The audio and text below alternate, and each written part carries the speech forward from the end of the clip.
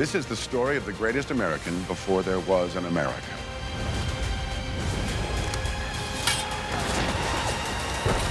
This is the story of George. It's always instructive when you humanize someone who's so great they seem out of reach. When we can recognize that the greatest of us have maybe had a shabby childhood, or had made a mistake or two, or, had detention in high school. We need to paint human faces on people of greatness so that we can see the greatness or the potential of greatness in ourselves. The famous George Washington, the hero of so many battles, is afraid of a bit of socializing. Well, I think what they'll be surprised to learn about George Washington in his younger days is just that, how vulnerable he was, how flawed he was. Now, it's not necessarily flawed, it's just youthful. There's a kind of ignorance, naivete, hopefulness, maybe ego that hadn't been earned yet. There's things like that. There's aspirations of glory that some men are fortunate enough to achieve the glory they hope for, and most aren't. You speak of sacrifice. Short of my life, I have given everything for the regiment. You act with the king's authority now. Be careful, son.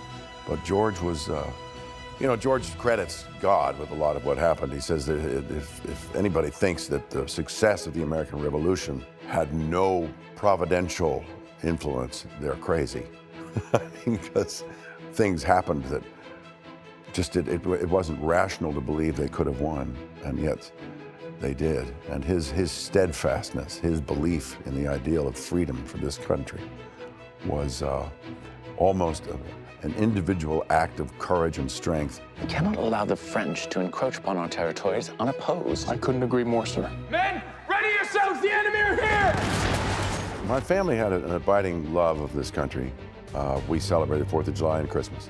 Those are the two most important days in our family history. Understanding where we came from and where our country came from, and the experiment that is America, was of great value to them. And some of the first things I learned, of course, was the preamble and the Declaration of Independence. And these were ideals that I still cherish. I think what we learned from the Founding Fathers and from George Washington is that a great idea, man's first best destiny, is freedom, and that is probably the only thing worth really fighting for.